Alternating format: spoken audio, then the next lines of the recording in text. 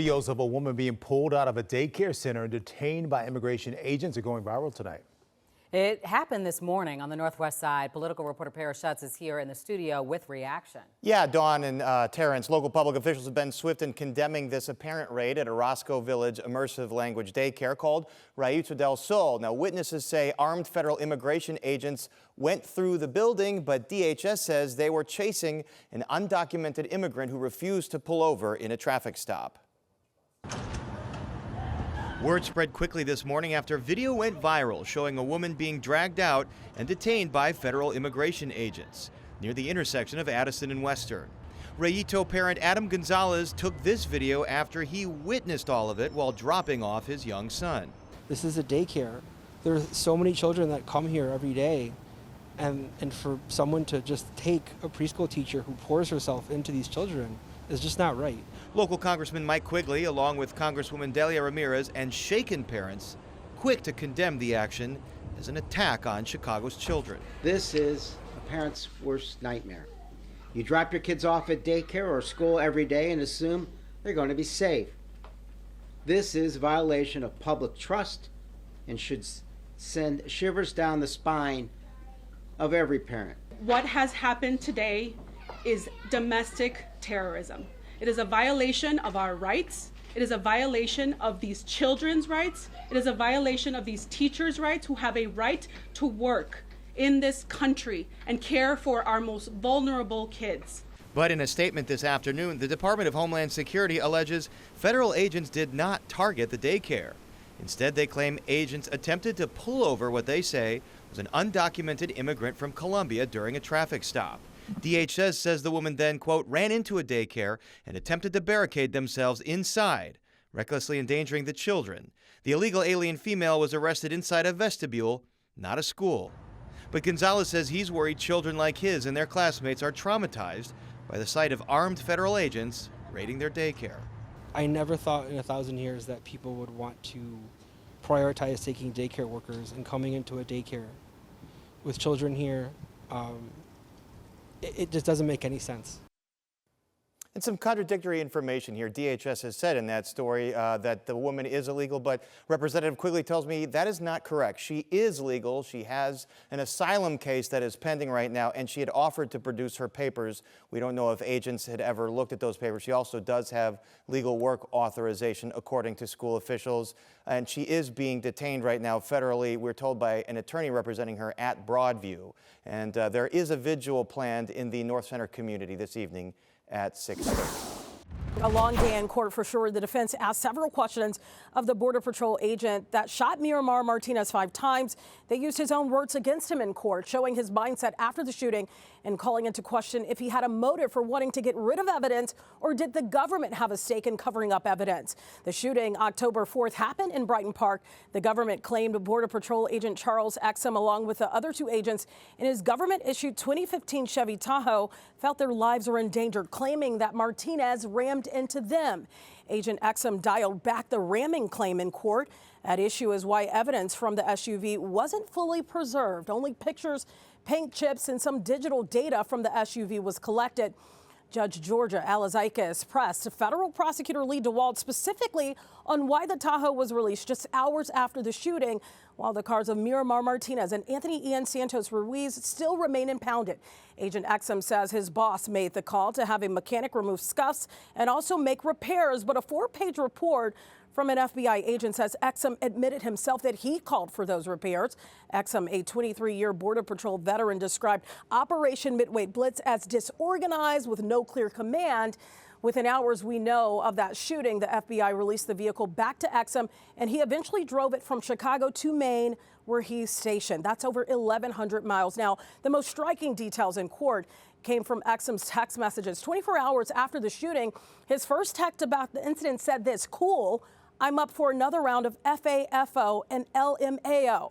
A lot of expletives here. He later sent a group text on an encrypted app known as Signal to other Border Patrol agents with a Guardian article about the shooting. He followed up saying this, read it: 5 shots, 7 holes. I have a MOF amendment to add to my story. Fired 5 rounds and she had 7 holes. Put that in your book, boys. Agent Exum texted his wife, "Oh, well, it is what it is." After another article was sent, he texted her an expletive that says blank happens. He then texted his brother about the shooting as well, saying, "Laugh out loud, gracias, FAFO," following up with this, "Sweet, my 15 minutes of fame, LMAO." Another hearing is scheduled to happen in the coming days to determine if evidence was mishandled in this case. The attorneys for Miramar Martinez want to hear from several key people here, including the FBI agent that interviewed Exum, the U.S. attorney that authorized the release of that car, and also another FBI agent that called for that release to happen. The defense also wants their accident reconstruction expert to take the stand. And this is really what they want in this case. They want questions answered. Two questions here. Who called for the Border Patrol agent's government-issued Tahoe to be released? And who called for the repairs to that SUV before the defense could fully examine it? Of course, the agent was on the stand for 2 hours. We will continue to follow this as we have from the very beginning. Welcome back. Illinois men originally from Mexico have filed a class action lawsuit over the conditions and treatment of detainees at the ICE facility in Broadview. They are supposed to go to court today, but as Roseanne Tejas reports last week, attorneys could not find them. Roseanne? Well, they are ordered by the judge to be in court today, and the defendants, the government, does have to come up with these two people. This class action suit that they filed names the Department of Homeland Security Secretary Kristi Noem and Border Patrol Chief Greg Bavino, among others. And it claims that conditions behind those boarded windows at the ICE facility in Broadview are deplorable and degrading. They say there's not enough food, not enough water, no beds or pillows, and that people are forced to use the restroom under the watchful eye of guards, even the women. And according to attorneys for the ACLU and the MacArthur Center Foundation, they're also being denied legal assistance. Absolutely no access to attorneys. And that's outrageous because they're being told and asked and cajoled to sign immigration forms that waive their rights to appear in immigration court before an immigration judge and return to their country. And they're being asked to sign forms in English, even though many of them don't speak English. Now, a response from the government that was filed in court yesterday denied these charges. They say, in their words, aliens are adequately provided with food, clothing, shelter, and medical care. It goes on to say that an influx of aliens has required enforcement operations, which results in the need to detain them at Broadview. Once again, this court hearing taking place at 9:30. So I'm going to head into the Dirksen building, and I'll be following the story throughout the morning. I'll bring you the latest coming up. Investigators are analyzing both black boxes from the UPS plane that crashed in Kentucky earlier this week. It could give them crucial clues as to what caused the crash. Asher Red is in Louisville, Kentucky right now. Asher, we understand the plane's left engine caught fire during takeoff. Well, Dawn and Terrence, investigators say it could take them more than a year to figure out why that happened, but they say that right after that engine caught on fire, it detached from the plane's left wing. Flight data indicates this long-range cargo plane was going over 200 miles an hour just before the crash. In its final moments, which you see right here, investigators say the plane reached 475 feet before slamming into a petroleum recycling building and an auto parts store just south of the Muhammad Ali International Airport. Crews found parts of the plane's engine on the runway it took off from, and satellite images show what the area looked like before and after the crash. The National Transportation Safety Board says the plane left a trail of fire more than a half-mile long. The Transportation Secretary Sean Duffy says investigators recovered the plane's data and voice recorders from the crash site yesterday. This appeared to be more mechanical, but we do have the flight and data recorders. Those are in the process of being analyzed right now. They'll tell us a lot about what was happening on that aircraft. The NTSB is analyzing those black boxes in Washington, D.C. right now, and this particular plane was 35 years old. Flight records show it was grounded for more than 6 weeks this year as crews fixed a crack in the fuel tank. This plane was flying regularly for 2 weeks before the crash, including 3 flights on the same day as the crash. We spoke with a former UPS pilot who thinks the crew may have been able to steer the plane away from neighborhoods. Someone asked me earlier, did I think that the pilots had the mindset to kind of turn away from a populated environment? And I said, absolutely, because that's how we think. The crash killed at least 13 people, including the 3 crew members on board and at least 10 people on the ground, including a small child.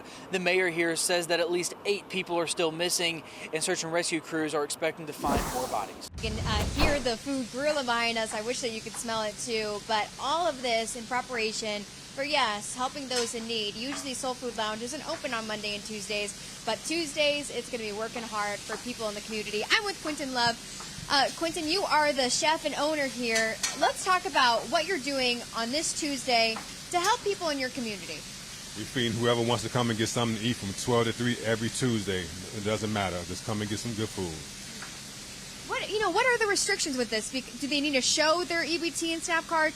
Do they need to prove how many people are in their family, how many plates you give them? No proof, no concerns. Just come and grab as many places as you want to do, because one thing for sure is that you're going to eat the food. I'm not concerned where it's going as long as it's going to someone's stomach. Okay. A big call to action for you, too, is to make sure that other restaurants get involved. Right. Tell us about why that need is so great for others to step up. Because if all the restaurants in the whole entire city get involved, again, we can fix the food insecurity problem. So right now I have a GoFundMe campaign that has currently $4,000 in it. So it takes maybe $500 to $1,000 to actually put on an event like this. So I would donate $2,000 of the money today to 2 restaurants that really want to get involved. They may not necessarily have the money. And I want to get everybody involved. So your money and everything that you're doing is going to good use. We're activating the city. Let's get the city involved with everything that's going on right now. It's all hands on deck at this time. I like it. Okay, we have to ask, too. We have all this food cooking in front of us. What is on the menu for this Tuesday? And will you change it up every week, or is it going to somewhat be the same with the protein and some nice, good carbs? Always be a protein. It's going to always be a nutritious vegetable, a starch, carb, all of that. So right now we got jerk chicken. We got baked chicken in the oven. We got peri-peri chicken cooking. We're going to fry some chicken. We're going to do some smothered chicken. I mean, there's chicken in every way you can do it. You know what? That's good. It's good fuel food. And thank you, Quentin Love. And we know that he also has a Love Foundation. You've seen him around the community. You know, some of you might be thinking, hey, you know, there's a Soul Food Lounge on the west side, but there's also one on the south side as well. Well, I have Tiffany here. So, Tiffany, you and I were talking. If the need is great enough, you will open up this service, too, on the south side. Right now, it's just on the west side, correct? Yes, absolutely. We're starting at our North Lawndale location because that is our flagship, and that's where the need is currently at right now. But if this continues, that we are definitely going to continue our outreach to the south side location. We see the beautiful seating in here. We know that it's a sit-down restaurant traditionally. How is it going to work for people who need the service today from noon to 3 and Tuesdays, as you guys provide it? Well, to reach as many people as possible, it's best if they come get their food and take it home. However, if we have the time and the space, they can still sit down and eat a warm meal inside the restaurant. Mm-hmm. Have you guys done anything like this before? And what do you think the reaction from the community is going to be? Well, we're trying to create a movement to get everyone involved, because in this time, it's a sensitive time with this food insecurities, and we do not want it to be a negative effect. This should be a positive effect. Although there are limited resources, we need to come together and show our communities that we are here for them. So let's do a positive turn on something that's negative. And Tiffany, as Quentin said, you're accepting donations so that you can help other business owners potentially, fund the same initiative. But also, are you looking for volunteers to help you guys out? How's that looking? Absolutely. We're looking for physical volunteers, donations. We're looking for silent prayers. We're looking for whatever you can do to help us to continue this fight. That we're open arms. Come on. And we can and you can reach us, DM us to find out how you can help us in whatever you want to do. Okay, Tiffany, thank you so much. Thank you so much to Quentin, too. Again, every Tuesday, as there is a need right now, just at this North Lawndale location, potentially might open it down in Beverly, too. You do not need to show your EBT or SNAP card, and you don't need any proof of how many people in your family. So they're really just giving their heart, giving back to the community. Hopefully we see a change happen very soon.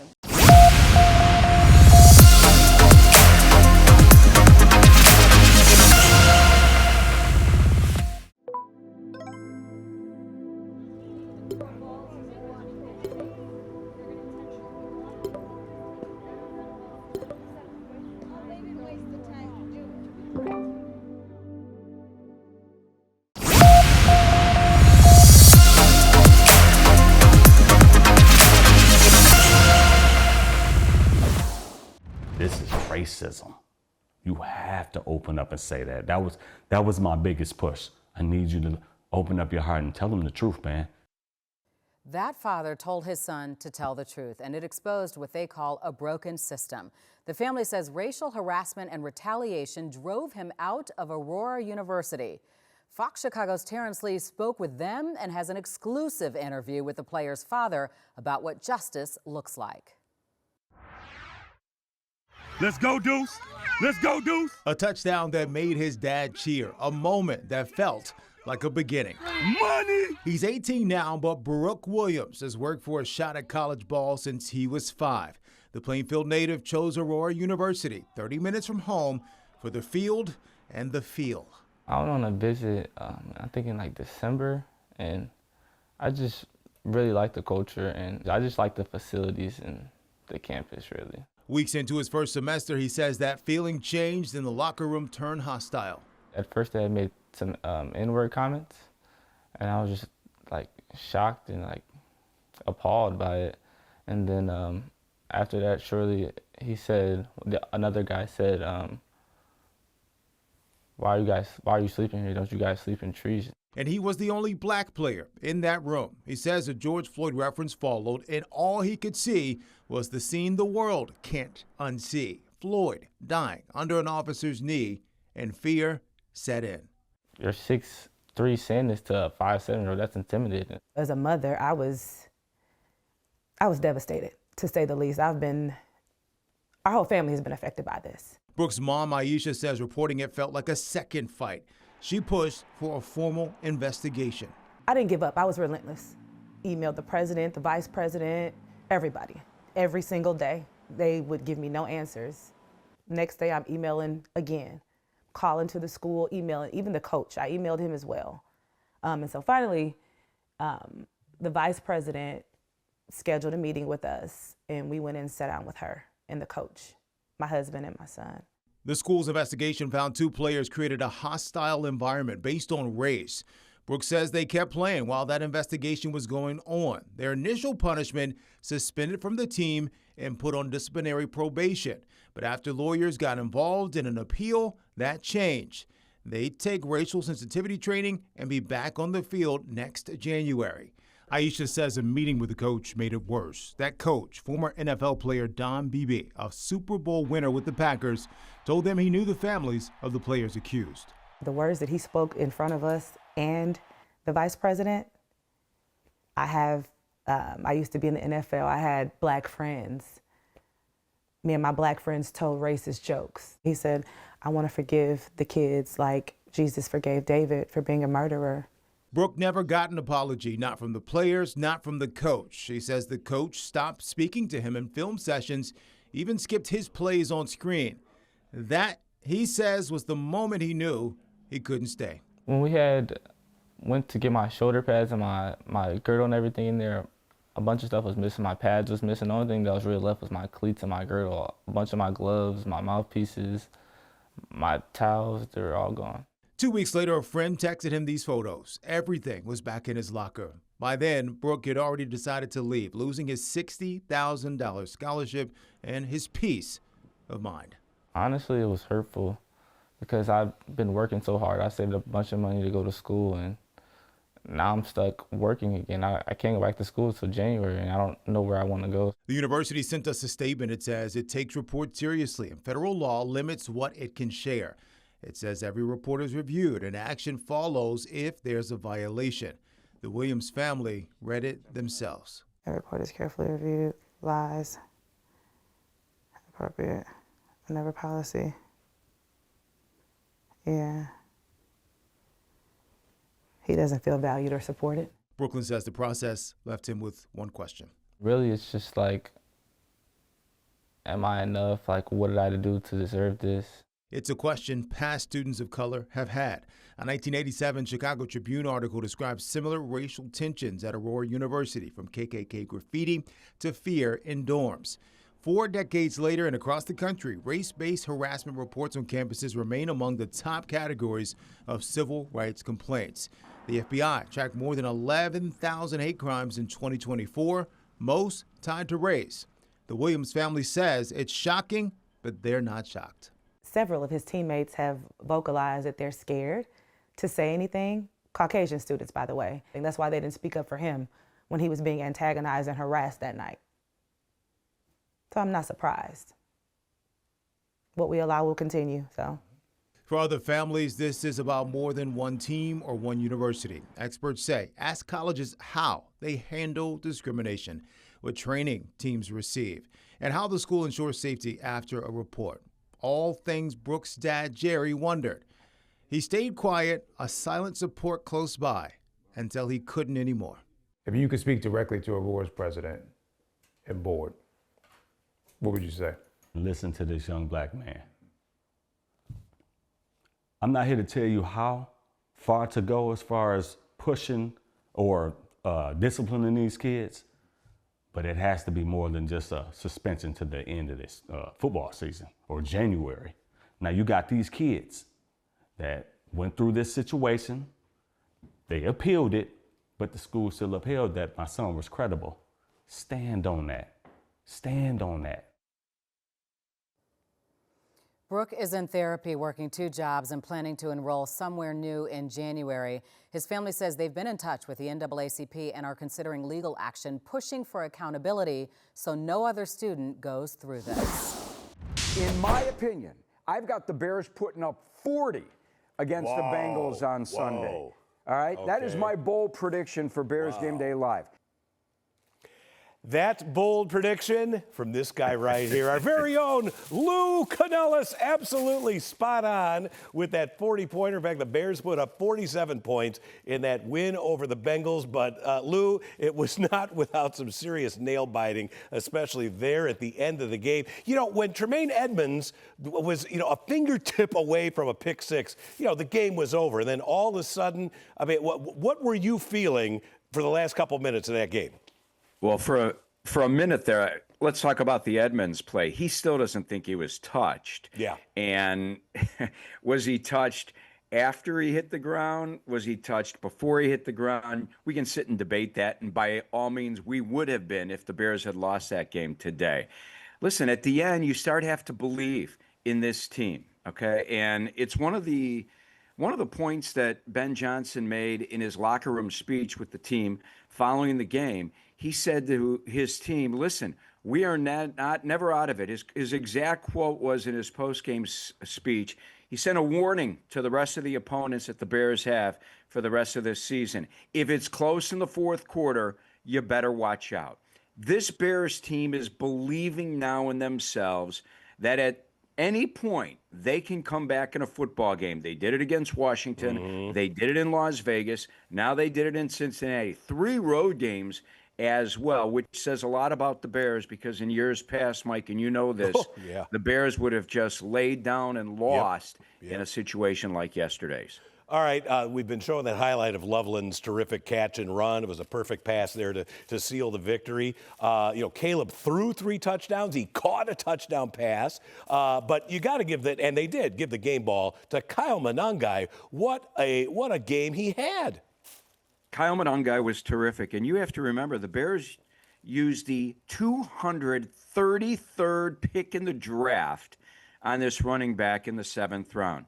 Terrific career at Rutgers. Ran for over 3,200 yards in his career, 27 touchdowns, no fumbles his entire career. Gets the opportunity, takes advantage of it with DeAndre Swift out with his injury, and the kid just runs hard. Man, he reminds me of David Montgomery. He runs at people, and he takes these guys on. He's only 5'8", 200 pounds, Mike. Yeah. It's not like he's King Henry out there. He's not over 6 feet. He's not 240, 250. He is taking on linebackers that are 50, 60 pounds heavier than he is. He just runs that hard. Given the opportunity, he took advantage of it yesterday, ran for $176.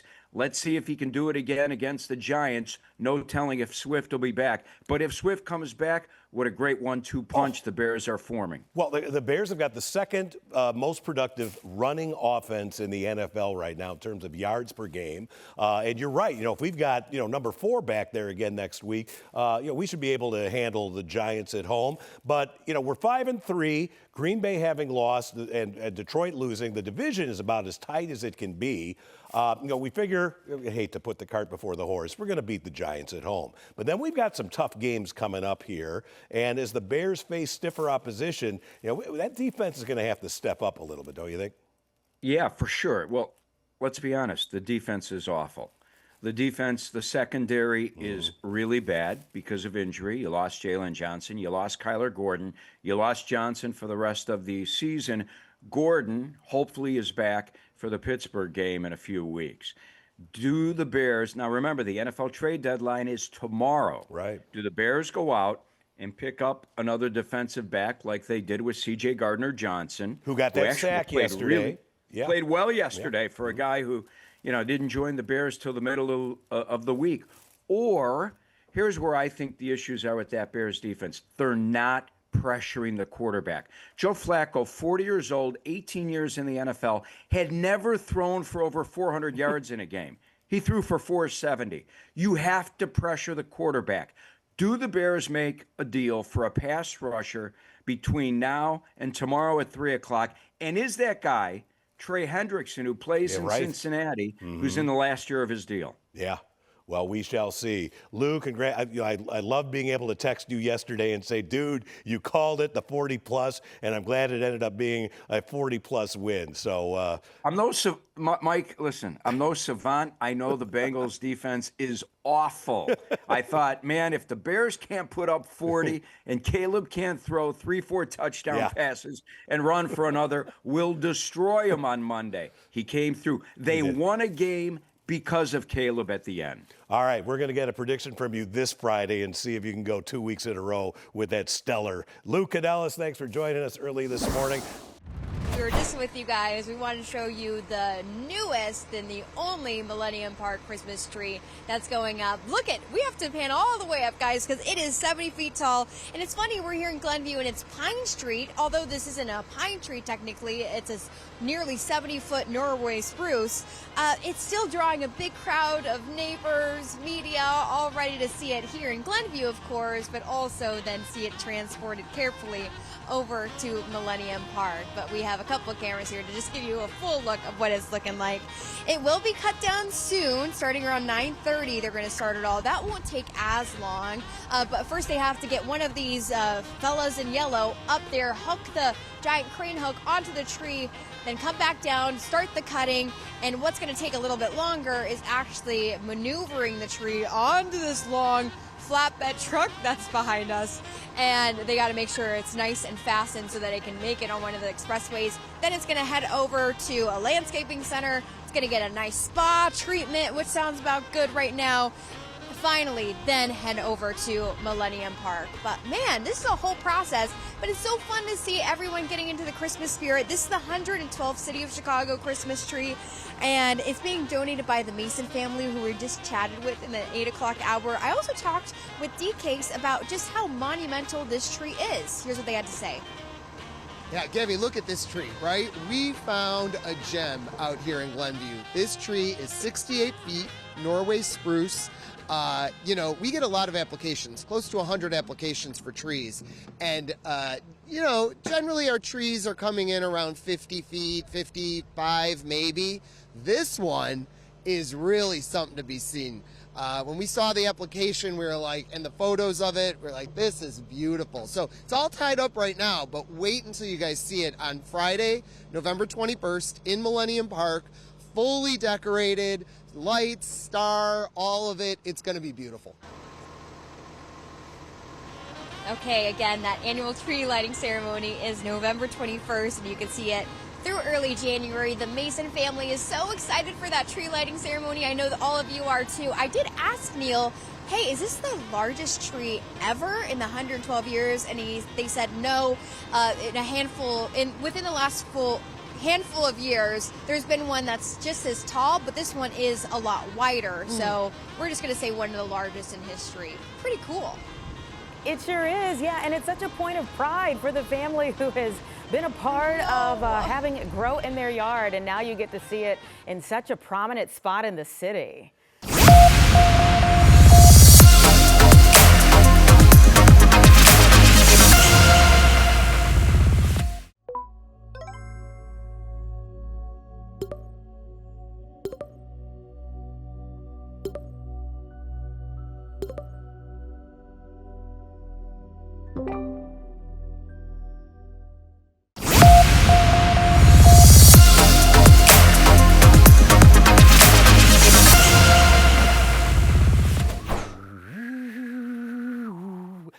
You see it right behind me. I would like to believe, and I bet a lot of you would also, new studies are emerging about UFO discoveries that were allegedly hidden for decades. Now, new documentaries and books are revealing even more information about potential UFO or UAP cover-ups.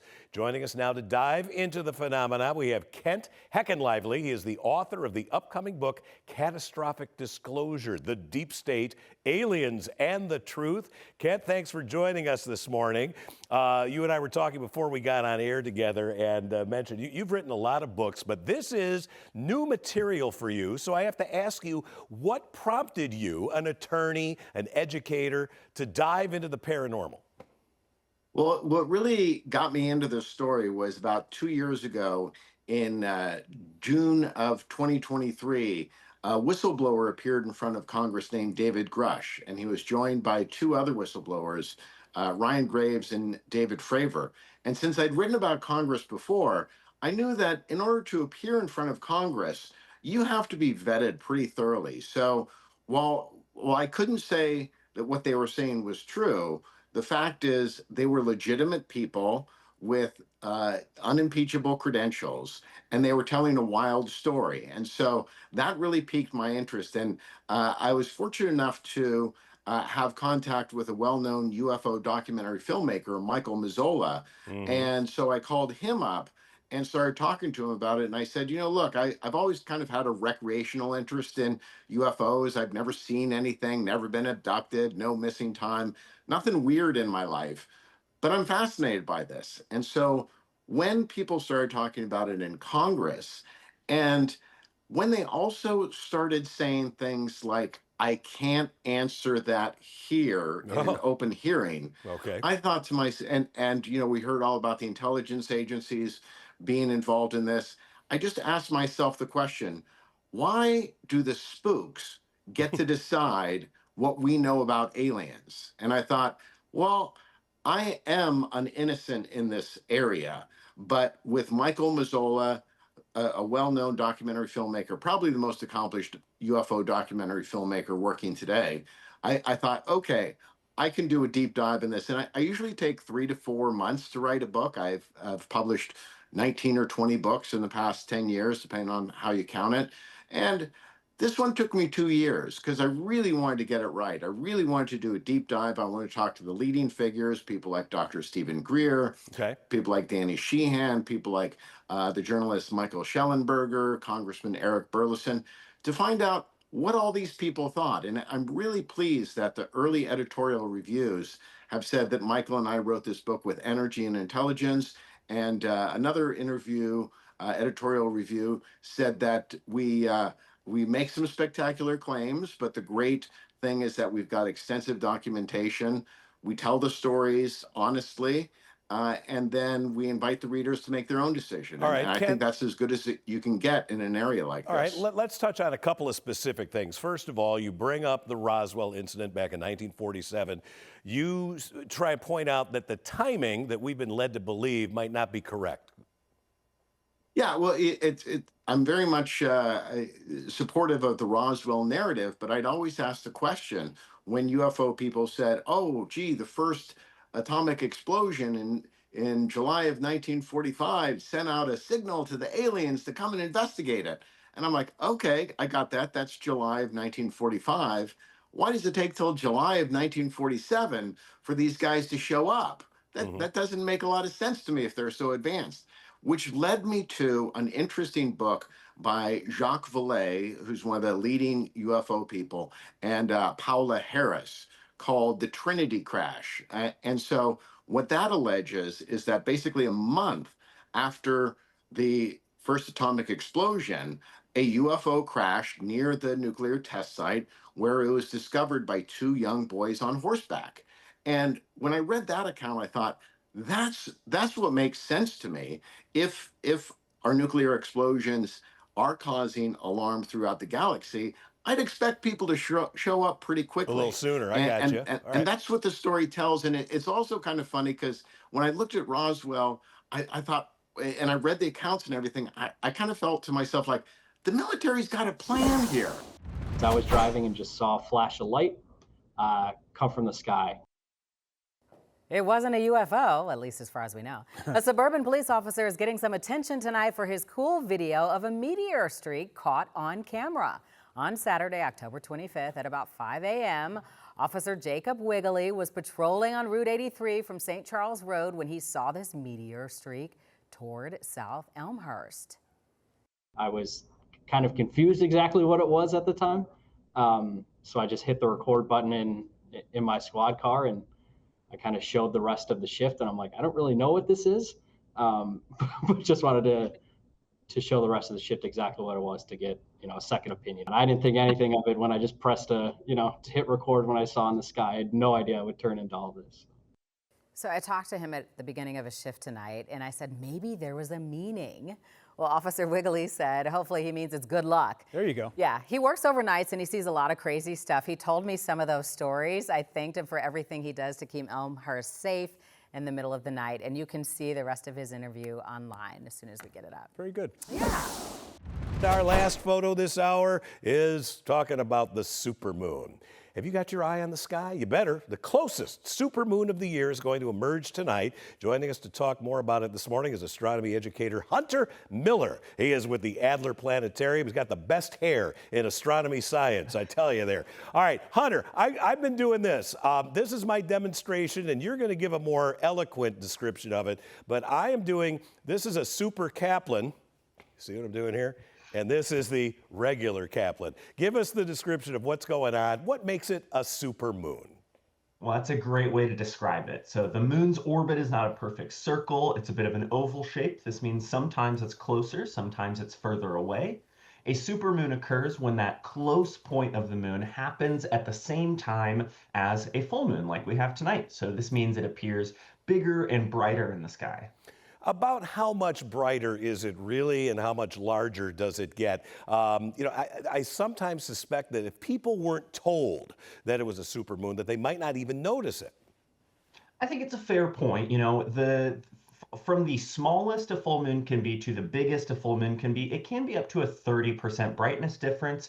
But from the average full moon, we're looking at maybe 12 to 15% brightness and maybe about 8% larger. So those are decent numbers, but they might be a little tough to notice. But if this gets you outside to appreciate the night sky, then I'm happy either way.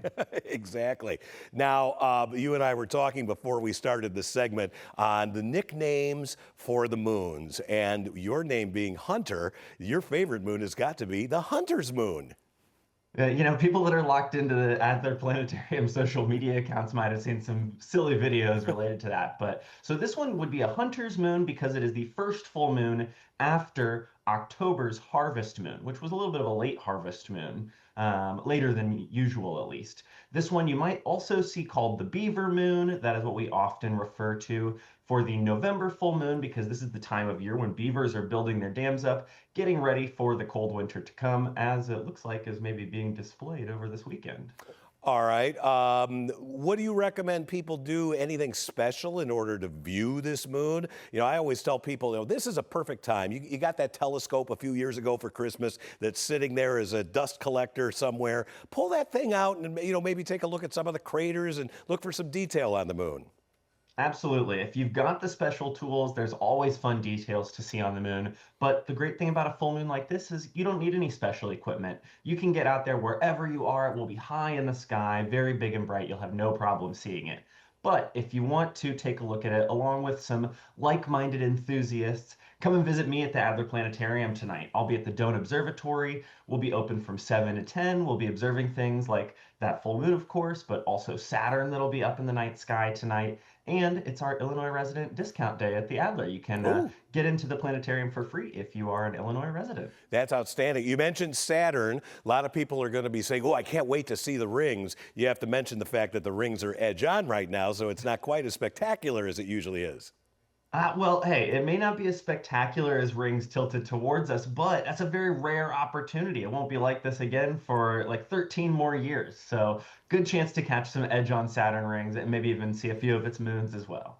All right, Hunter, good luck. Get a big crowd out there tonight taking a look at that supermoon. Weather's going to be perfect. Skies are going to be clear. So, sometimes these great astronomical events are plagued with cloud cover. That's not going to be the case tonight. Thanks.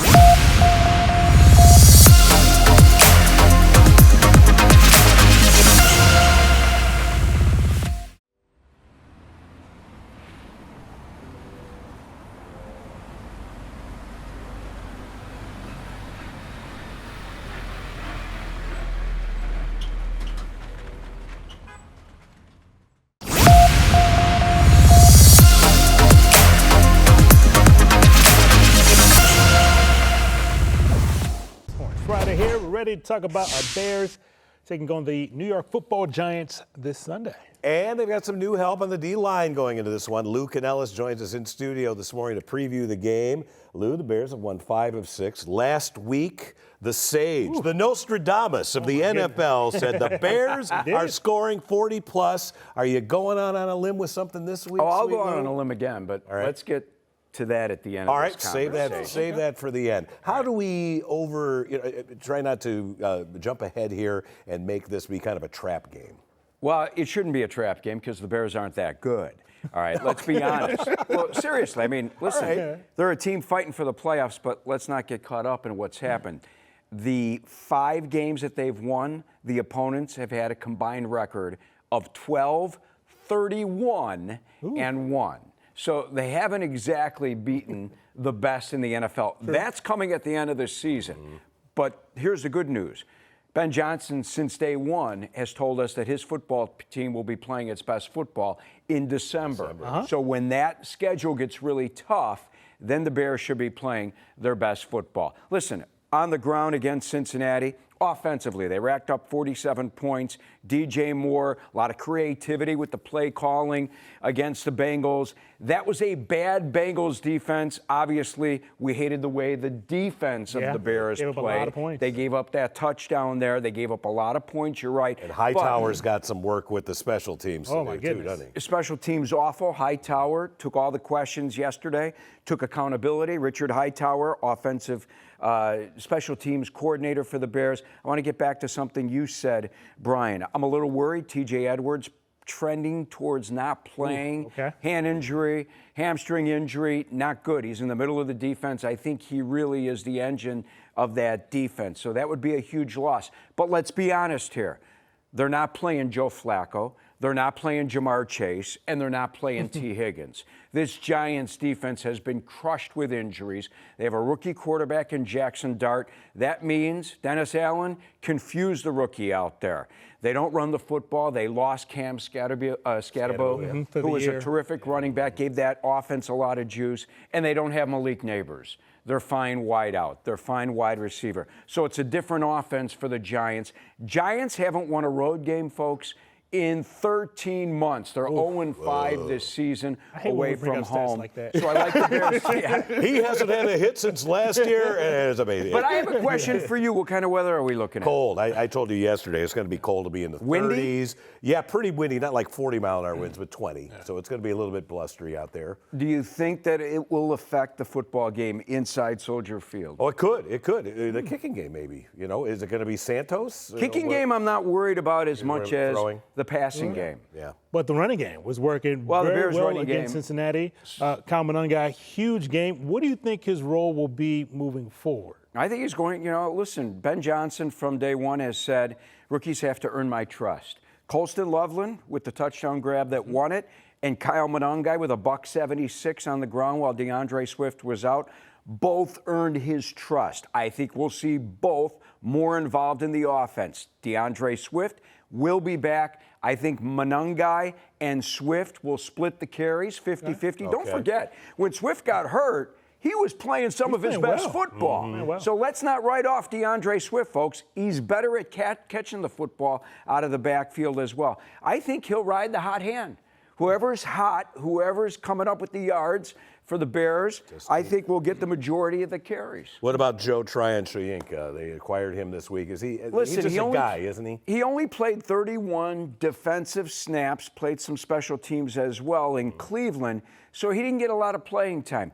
They'll be forced to use him because of injuries on the defensive line, so he'll get some playing time. I wouldn't be surprised he got 31 snaps total, all right, in Cleveland. He may get 31 snaps on Sunday. Okay. You mentioned the running game getting going. If they're able to establish that, what do you think that does for the play-action passing game for Caleb? I think it's huge. I think that, so here's one of my, I'm going to go out on a limb. Oh, here it is. Drum roll, please. Number one, the Bears will score more than 30 in this game. I've got the Bears winning, 31-21. They're a 4.5-point fave. Yeah, I just don't see 40. I wanted to go with 40, but the Giants' run defense, is awful.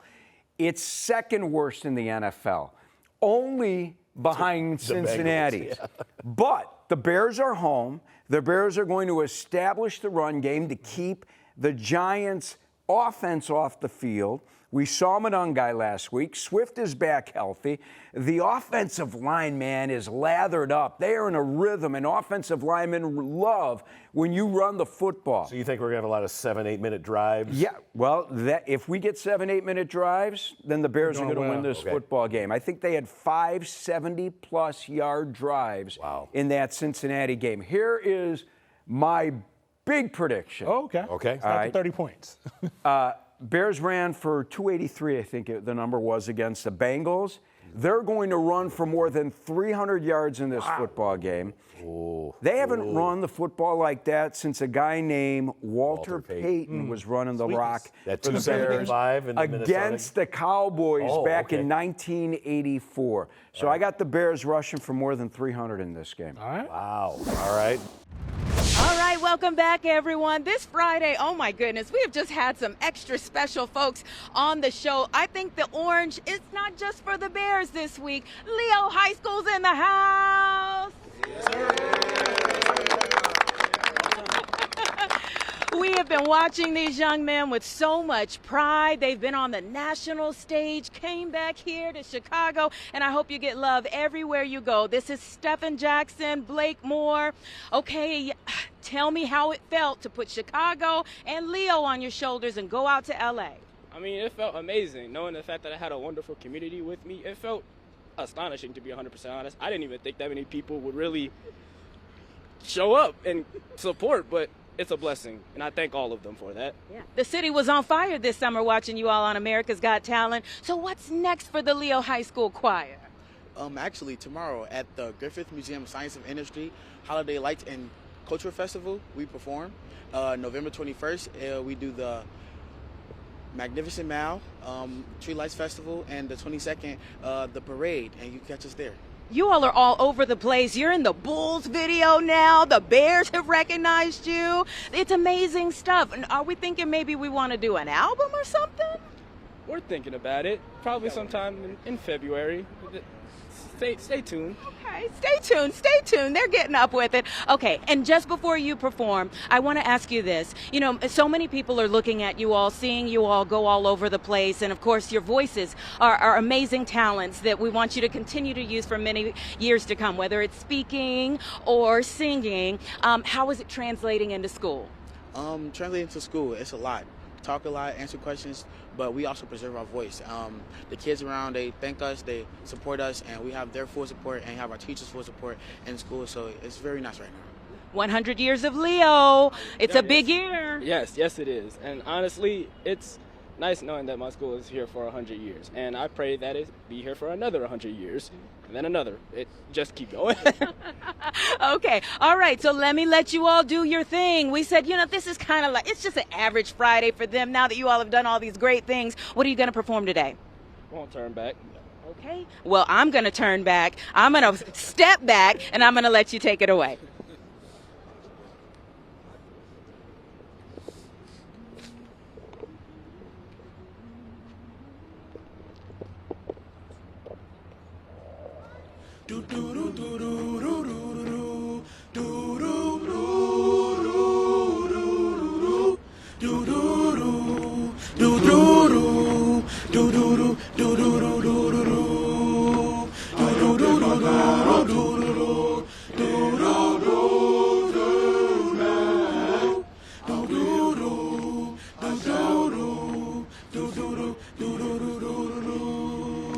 I open my mouth to the Lord, and I won't turn back.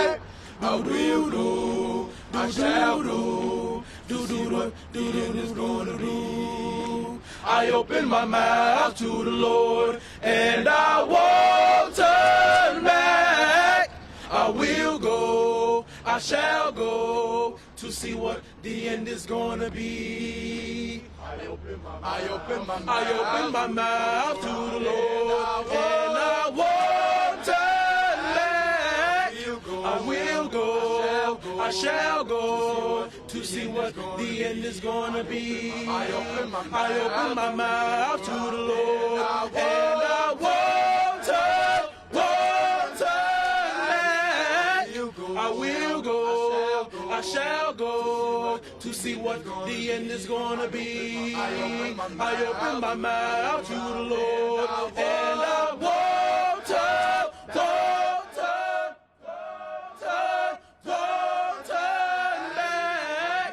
I will go, I shall go, to see what the end is gonna be.